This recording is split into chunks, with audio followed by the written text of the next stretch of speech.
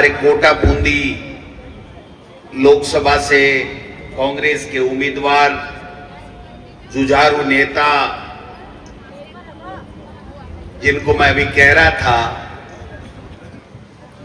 कि हम जो बरसों से कांग्रेस का काम कर रहे हैं, उनको भी इतनी बातें ध्यान में नहीं है।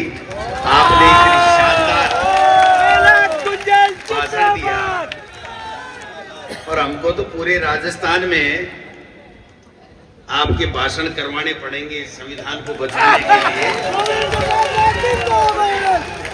प्रहलाद कुंजल जी हमारे बहुत ही वरिष्ठ पार्लियामेंट्री व्यक्ति, हमारे विधायक आदरणीय हरिमोहन शर्मा जी, हमारे बूंदी के जिलाध्यक्ष मेरे साथी विधायक सीएल प्रेमी जी, मेरे छोटे भाई जिनका स्पीच बहुत शानदार सारगर्भित था चेतन पटेल जी, हमारे बहुत ही वरिष्ठ नेता आदरणीय रामनारायण मीना जी, हमारे महिला कांग्रेस की प्रदेश अध्यक्ष श्रीमती सारिका चौधरी जी, हमारे यूथ कांग्रेस के कार्यकारी अध्यक्ष भाई यशवीर सूरा जी, हमारे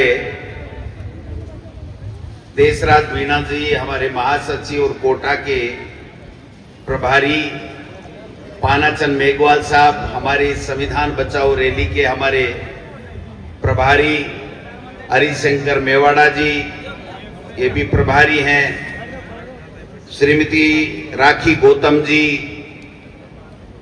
श्री महेंद्र राजौरिया जी, नईमुद्दीन गुड्डू साहब, हमारे करण सिंह जी विधायक, पूर्व विधायक साहब, एनएसयूआई, यूथ कांग्रेस, सेवा दल, तमाम हमारे मंडल अध्यक्षगण, ब्लॉक अध्यक्षगण, पंचायती राज नगर निकाय के जनप्रतिनिधिगण, मातृशक्ति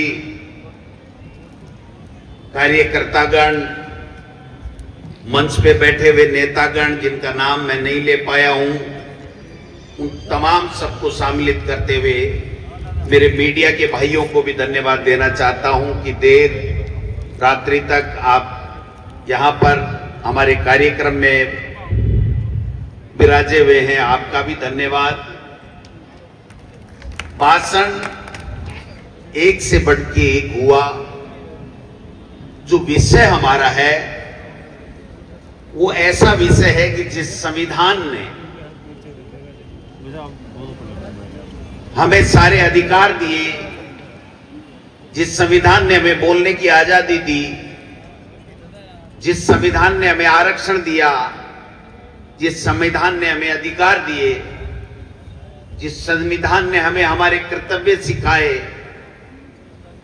वो सब चीजें और जिस संविधान के कारण से आज दुनिया में हमारे देश का लोकतंत्र सबसे मजबूत लोकतंत्र है और उस मजबूत और पारदर्शी लोकतंत्र के कारण से 2014 में नरेंद्र मोदी जी इस देश के प्रधानमंत्री बने और देश के प्रधानमंत्री बनने के बाद में जिस संविधान से लोकतंत्र की सबसे बड़ी कुर्सी देश के प्रधानमंत्री पद का उन्होंने कार्य ग्रहण किया और उसी संविधान को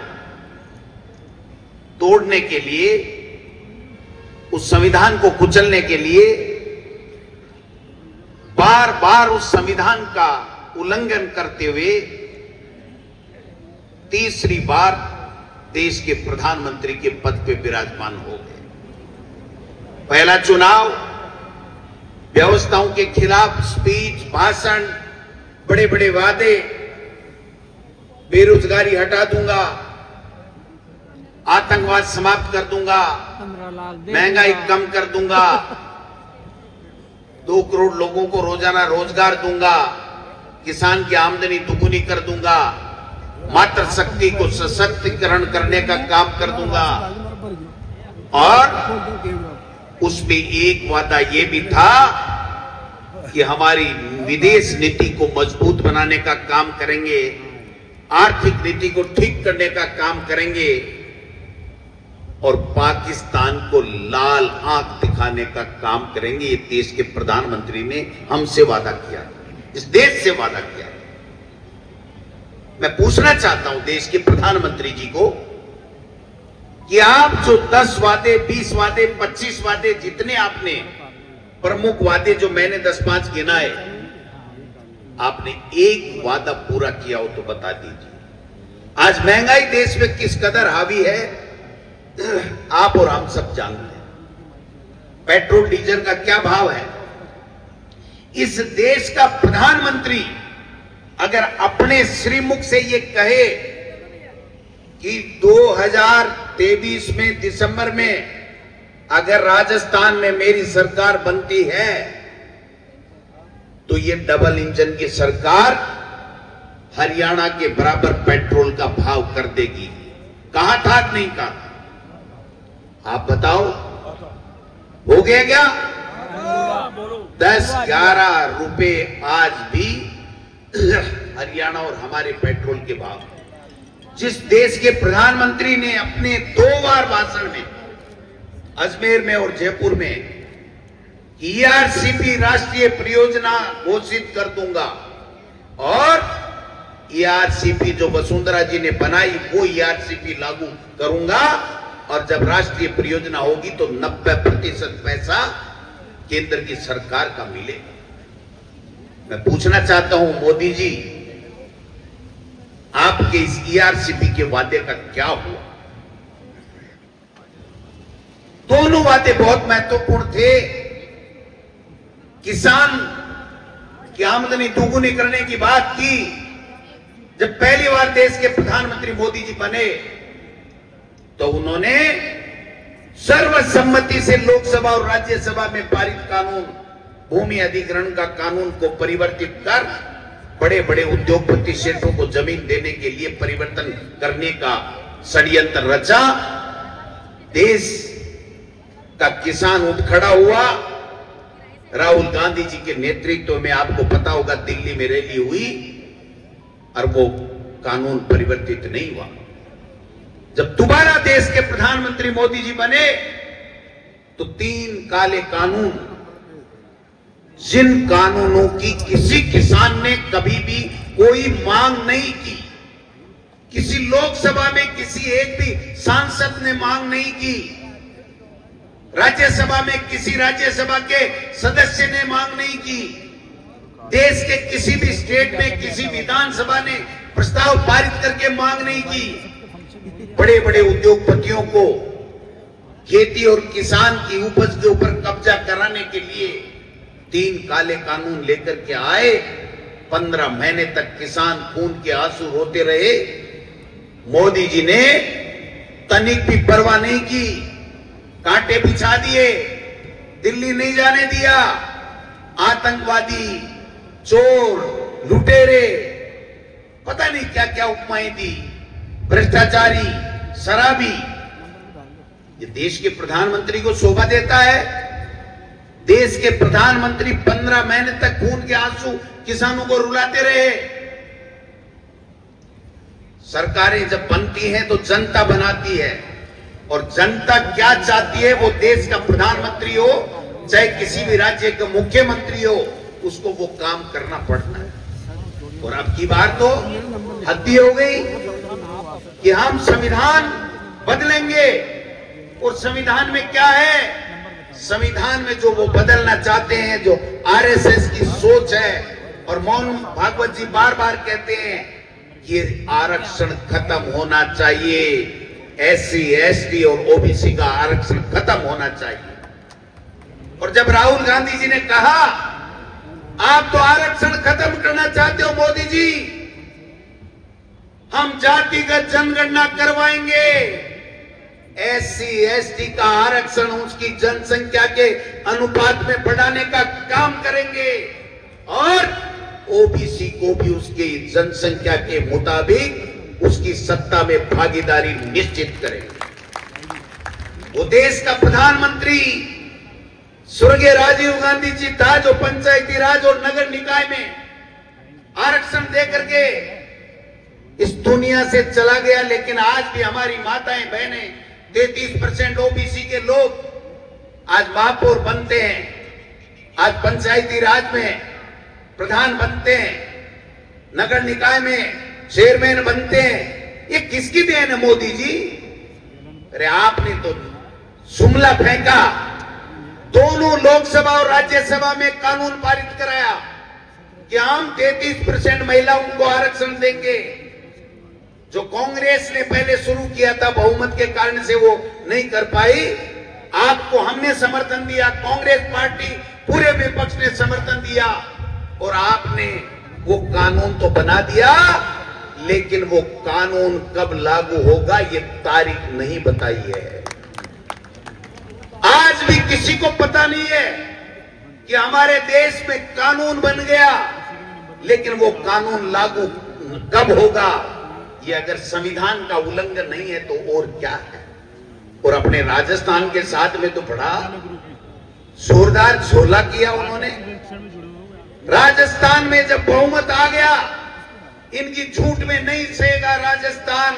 पेपर लीक, अपराध, झूठे वादे, उनके बहकाव में जब जनता आ गई और जनता ने बहुमत दे दिया, और हमारे संविधान में लिखा हुआ है कि अगर किसी भी देश में, किसी भी राज्य में अगर बहुमत जिस दल का होता है, उस दल की बैठक होती है और उस दल में उसका नेता का चयन होता है, और वो नेता को जो चयन होता है वो राष्ट्रपति या राज्य में सरकार बनती है, तो वो राज्यपाल को जाकर के कहता है कि मेरे दल ने मुझे नेता चुना है और मेरा बहुमत है, इसलिए आप मुझे शपथ दिलाइए, मैं इस प्रदेश का मुख्यमंत्री बनना चाहता हूं। मैं पूछना चाहता हूं मीडिया के भाइयों से कि यहां पर राजस्थान के अंदर जब सरकार बन रही थी, तो क्या भारतीय जनता पार्टी के विधायक दल की बैठक में सर्वसम्मति से क्या यह फैसला हुआ कि इस प्रदेश की बागडोर भजन लाल जी को सौंपी जाएगी? क्या देश के प्रधानमंत्री ने, भारतीय जनता पार्टी ने कभी किसी मीटिंग में राजस्थान में चुनाव में ये कहा कि भजन लाल जी के नेतृत्व में यहां पर भारतीय जनता पार्टी की सरकार बहुमत आने पे बनेगी? नहीं। एक पर्ची आई, खुलजा सिम सिम, अली बाबा 40 चोर। वो अली बाबा 40 चोर है ना पिक्चर, और उसमें हुआ खुलजा सिम सिम, और वो कोड बोलते ही वो दरवाजा खुल गया और चोरी करने के लिए चोर घुस गए। उसी प्रकार से राजनाथ सिंह जी ने खुलजा सिम सिम की एक खुलजा पर्ची और वसुंधरा जी को पकड़ाई, और वही वसुंधरा जी जो सपने देख रही थी कि मैं तो तीसरी बार मुख्यमंत्री बनूंगी, और मजबूरी के कारण चेहरे की हवाइयां उड़ गई, लेकिन उनको बोलना पड़ा कि भजन लाल जी को मुख्यमंत्री नियुक्त करने का फरमान आया। मैं आपको दावे के साथ कहता हूं, मीडिया के बंधु इस बात के साक्षी हैं, जब भजन लाल जी का नाम बोला गया तो एक भी एमएलए ने ताड़ी नहीं बजाई, भारतीय जनता पार्टी के एमएलए। अब हम तो कहां से बताते, अंदर थे ही नहीं भाई। कांग्रेस वाले क्यों हो जाते? हम तो सदमे में थे भाई, राज चला गया, इतना अच्छा काम किया लेकिन फिर भी राज चला गया। उसके बाद में राजनाथ सिंह को कहना पड़ा कि भाई ये सपना नहीं है, ये केंद्र का पप्पेट यही बैठेगा राजस्थान में, और वो पपेट बैठा करके चले गए। आज पूरे राजस्थान में क्या हो रहा है? पंचायत चुनाव नहीं, नगर निकाय के चुनाव नहीं, पीने को पानी नहीं, बिजली नहीं, अपराधी बेलगाम, कानून व्यवस्था नाम की कोई चीज नहीं, बजरी माफिया हावी, आए दिन हत्याएं हो रही हैं, आए दिन लोगों को पीटा जा रहा है, मारा जा रहा है, कुचला जा रहा है। कोई सुनने वाला नहीं है इस प्रदेश पे। भाई साहब तो 3 टाइम लेवे राशन और मस्त। क्या तमाशा हो गया, हेलीकॉप्टर लिया, भ्रमण को निकल गए, अपने आप को भागीरथ कहलवा रहे हैं, नाम चेंज कर रहे हैं, राम सेतु जल योजना, पता नहीं क्या क्या, नर्मदा योजना। मैं पूछना चाहता हूं मुख्यमंत्री जी, आपका 1.5 साल में एक काम बता दो जिससे बेरोजगारी दूर हुई हो, जिससे महंगाई कम हुई हो, जिससे नौजवानों को कोई नई आस जगी हो, जिससे हमारी मातृशक्ति मजबूत हुई हो, जिससे अपराधियों में भय हुआ हो। आपके कहने से आपके मंत्रिमंडल में जो समीक्षा बैठक होती है विभागों की, उस विभाग का मंत्री नहीं आता। आपकी बैठक में ब्यूरोक्रेसी के साथ में जब बैठक मुख्यमंत्री जी करते हैं तो उनका सीएस उनकी बैठक में नहीं आता, और जब सर्वदलीय बैठक बुलाई जाती है तो मुख्यमंत्री जी अपने प्रदेश अध्यक्ष को नहीं बुलाते। क्या तमाशा लगा रखा है। आज तो हद ही हो गई, 2 दिन से सुन रहे हो। किरोड़ी लाल जी, मैं धन्यवाद दूंगा किरोड़ी लाल जी को, थोड़ा दब तो गए लेकिन फिर भी कभी कभी खुड़का कर देते हैं।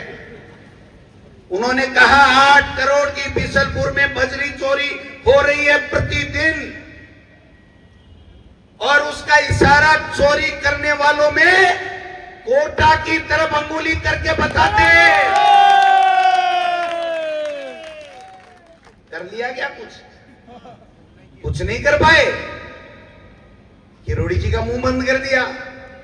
अब किरोड़ी जी तो किरोड़ी है साहब, गणेश जी को धोखोगे नहीं तो गणेश जी तो अपना असर दिखाएगा। अब उनको मंत्री तो फाड़ छाड़ के पांख कहीं, हाथ कहीं, सिर कहीं, मुंडी कहीं, पता नहीं क्या कर दिया। वो कह रहे 12 महीने तो कहते रहे मेरे विभाग ही समझ में नहीं आ रहा मुझे दिया क्या। पूरे सत्र में अगर कोई कैबिनेट मंत्री एक दिन विधानसभा में नहीं जाए और उसकी बजट की मांगे उसकी पारित की जा रही हो, ऐसा हमने तो राजस्थान, हिंदुस्तान में कहीं प्रजातंत्र में नहीं देखा। ये संविधान का उल्लंघन नहीं है तो क्या है। कल परसों कह रहे हैं खाद नकली, तो भाई साहब अब माने गाड़ी छोड़े, थाको भी तो जिम्मेदारी बने हैं। गोविंद डोटासरा को, अशोक गहलोत को, कांग्रेस पार्टी को, सबको गाड़ी निकाल के टॉन्सिल हो गए इनके। टॉन्सिल समझते हो ना, टॉन्सिल हो गए। क्या कर लिया, मगरमच्छ। मैंने विधानसभा में जूली साहब के सामने कहा था, मैंने कहा मुख्यमंत्री जी आप मगरमच्छ करते रहो, आप ये जो लिख के दे रहे हैं ये भाषण तो पढ़ना बंद करो, और अगर आप में हिम्मत है तो चोरों को पकड़ो, सलाखों में दो। ऐसा नहीं हो कि खा के आप मगरमच्छ हो जाओ और आने वाले समय में जेलों में हमें गेट चौड़े कराने पड़े आपके लिए, ऐसा नहीं होगा। तब जाके मगरमच्छ का पन्ना बंद किया है। क्या तमाशा बना रखा है। परिसीमन की बात आई, पंचायत चुनाव की बात आई, 2 हारे हुए लोगों को बना दिया प्रभारी, राजेंद्र सिंह जी राठौड़ साहब और अरुण चतुर्वेदी। इस पंचायत को तोड़ दो, इसको तोड़ दो, नगर पालिका को तोड़ दो, शहर बड़ा कर दो, शहर छोटा कर दो। राजस्थान की विधानसभा में जिसके हस्ताक्षर होते नहीं है और ब्यूरोक्रेसी को और सीएमओ में लिख के भेज रहे, इस पंचायत का कुंडा कर दो, इस पंचायत को लंबा कर दो, इसको ओछा कर दो। शर्म आनी चाहिए। यही तो संविधान का उल्लंघन है। 73वें और 74वें संविधान संशोधन में साफ लिखा हुआ है कि 5 साल के अंदर आपको परिसीमन कर लो, चाहे कुछ भी कर लो, 5 साल के अंदर दोबारा 5 साल होते ही दोबारा आपको नगर निकाय और पंचायती राज की संस्थाएं के चुनाव कराने अनिवार्य होंगे। केवल कोरोना में नहीं हुआ तो सुप्रीम कोर्ट ने अनुमति दी। ये तो कोर्ट की भी नहीं मान रहे। सुप्रीम कोर्ट का फैसला है कि आप परिसीमन के नाम से चुनाव नहीं टाल सकते। अभी राखी जी कह रही थी हमारे कांग्रेस के वार्डों को बड़ा कर रहे हैं, अपने में छेड़छाड़ नहीं कर रहे हैं, ये नहीं कर रहे हैं, वो नहीं कर रहे हैं। मैं कहना चाहता हूं यही तो हमारे संविधान बचाओ रैली का मेन मकसद है कि इनके काले कारनामों को उजागर करो, जनता में जाओ और जनता को कहो कि इनको पटकनी देने का समय आ गया है, बहुत दिन हो गए। कल परसों एक ओबीसी आयोग राजनीतिक वो क्या देने के लिए पंचायती राज और नगर निकाय में जब तक ये ओबीसी का सर्वे नहीं करा लेते तब तक ये आरक्षण नहीं दे सकते। ये 1.5 साल से मुख्यमंत्री जी वो फाइल लिए बैठे हैं। कल परसों जाकर के 2-3 बीजेपी के लोगों का और एक कोई न्यायाधीश जिला डिस्ट्रिक्ट जज से सेवानिवृत्त है उसको बनाया है। अब कर देंगे 2 महीने के अंदर, 1 महीने के अंदर पूरी ओबीसी की गणना कर देंगे। और अगर आप ओबीसी की गणना 2 महीने में कर दोगे तो फिर देश के प्रधानमंत्री मोदी जी 2 साल से राहुल गांधी और कांग्रेस की मांग को क्यों नहीं मान रहे थे और आप जनगणना क्यों नहीं करवा रहे हो? जातिगत जनगणना आपको क्यों करवानी पड़ी? वो राहुल गांधी है, शेर है, बब्बर शेर। और खड़गे साहब जिन्होंने कहा इस लोकसभा और राज्यसभा में हम कह रहे हैं मोदी को ये जनगणना जातिगत जनगणना करानी पड़ेगी और आज उसको मुंह से कहना पड़ा कि जातिगत जनगणना कराएंगे, लेकिन कब कराएंगे तारीख नहीं बताएंगे। अभी जूली साहब सही कह रहे थे, देश का प्रधानमंत्री इतना कमजोर हो सकता है हमने सपने में भी नहीं सोचा था। अमेरिका का राष्ट्रपति 10 बार कह चुका है मैंने सीज फायर कराया, कश्मीर समझौता मैं कराऊंगा, मैं मध्यस्थता करूंगा, मैंने व्यापार की धमकी देकर के कराया। देश का प्रधानमंत्री राष्ट्र के नाम संबोधन में एक शब्द नहीं बोलता। देश का प्रधानमंत्री चुनावी रैलियों में फालतू की बातें करता घूमता रहता है। हमने ऐसा कर दिया, आपने नहीं किया। ये सेना का पराक्रम और शौर्य है जिसके कारण से आपकी नाक बच गई, वरना ये ट्रंप आपकी नाक काट लेता। क्या तमाशा लगा रखा आपने? आपसे एक शब्द नहीं बोला जाता कि ट्रंप होते कौन हो तुम हमारी पंचायती करने वाले, दोबारा हिम्मत मत करना। अरे ये वही नरेंद्र मोदी है, देश का प्रधानमंत्री, जिसने इंडिया न्यूज या कौन से टीवी चैनल पे आपकी अदालत में बैठ करके कहा था ये लव लेटर लिखना बंद करो, ओबामा ओबामा कहना बंद करो और पाकिस्तान पे चढ़ाई कर दो और उनको उनकी औकात बता दो। अब कहां गए आप औकात बताने वाले? आपकी औकात तो ट्रंप बता रहा है। शर्म आ रही है हमको। और फिर कहते हैं कि संविधान को क्या खतरा है? संविधान को यही खतरा है कि आपने किसी राज्यों में किसी नेता को काम करने के लिए जिम्मेदारी नहीं दी, जो बिल्कुल अंगूठा लगाए कि दिन को दिन कह दे, रात को रात कह दे, चाहे वो दिन हो, लेकिन अगर दिल्ली से पर्ची आ जाए कि ये रात है तो भजनलाल जी बोलने का रात है, मोदी जी की पर्ची आई। आज तो नड्डा जी ने तो कमाल ही कर दिया, हमारी सारी शंकाएं दूर कर दी। हमको ये लग रहा था कि हम कहते तो हैं लेकिन ऐसे ही है, मुख्यमंत्री तो मुख्यमंत्री होता है, लेकिन उन्होंने आज बहुत साफ और स्पष्ट कह दिया कि भजनलाल जी को मत मानो, मुख्यमंत्री मानने की जरूरत नहीं है, इसको तो यूं ही बैठा दिया। हमारी विचारधारा यहां पर राजस्थान में सरकार चला रही है।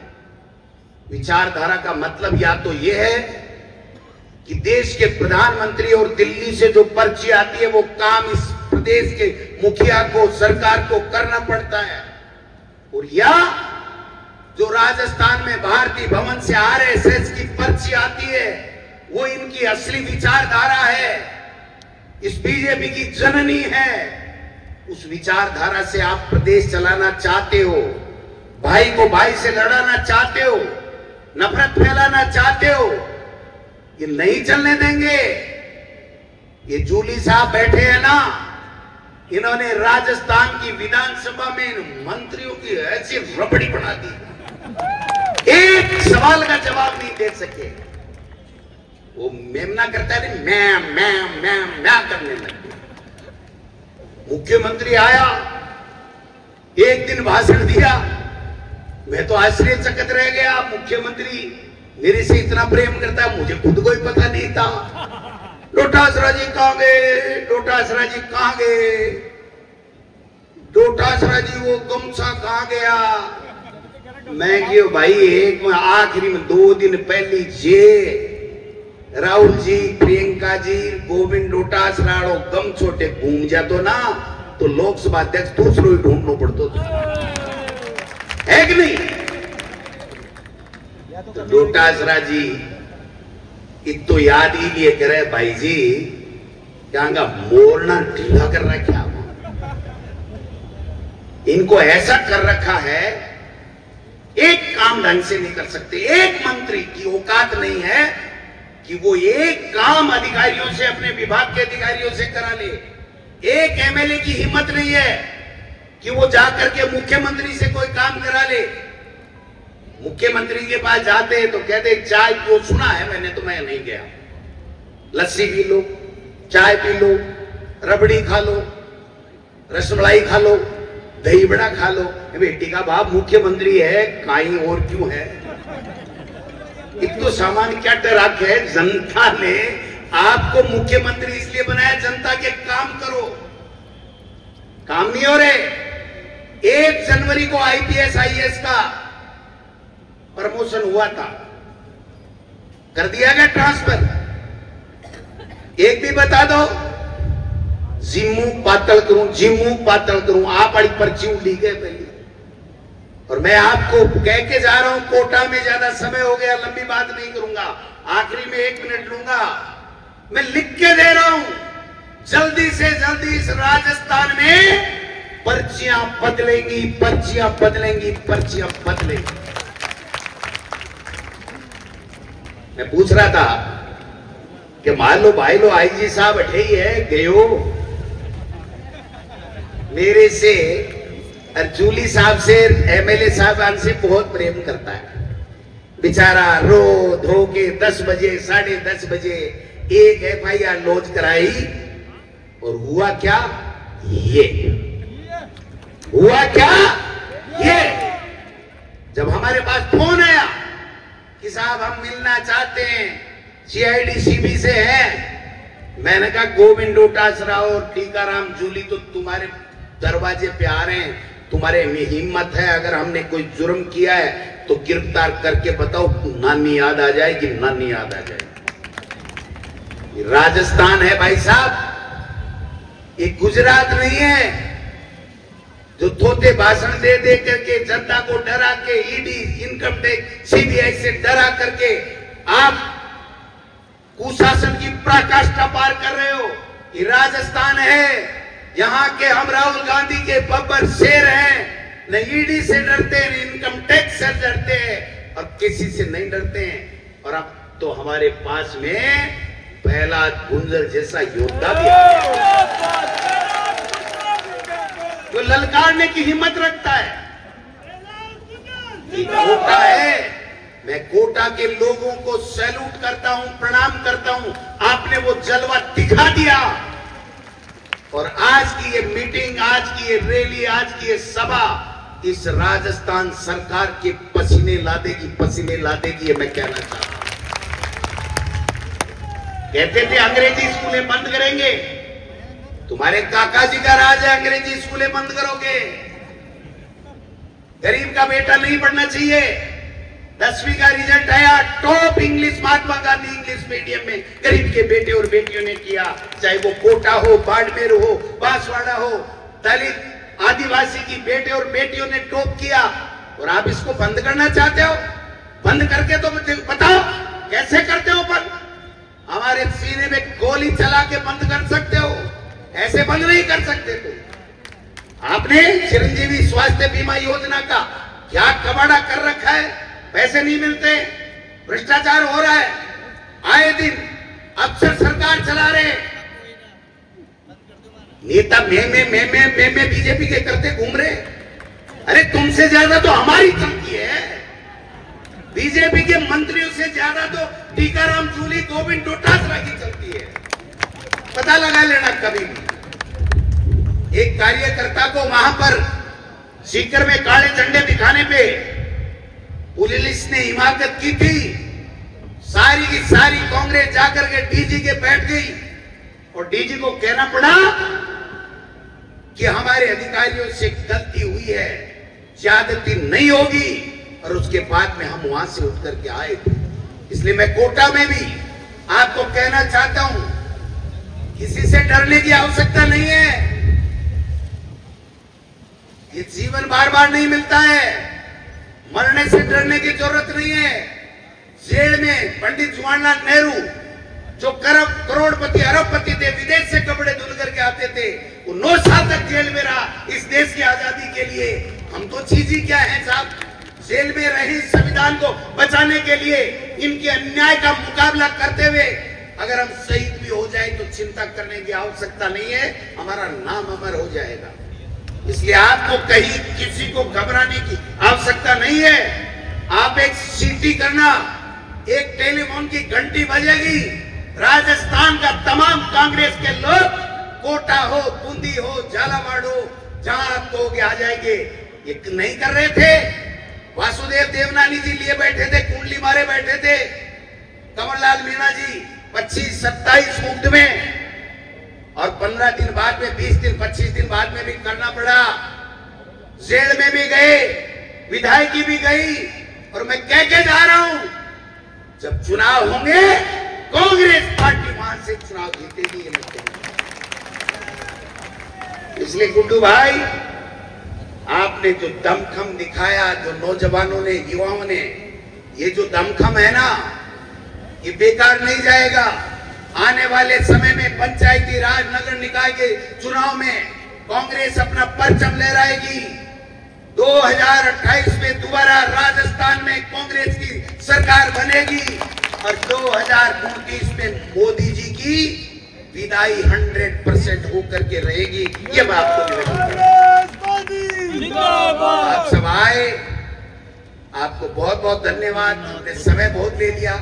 एक बात कहते हुए समाप्त करता हूँ, एक आधी सेकंड, 1 सेकंड, 20 सेकंड भाई, इनके दोनों के, जूली जी के और प्रहलाद गुंजल के भाषण देने के बाद में कोई बोल सकता है क्या? फिर भी मैंने हिम्मत की है, मेरे लिए तालियां बजाओ एक बार।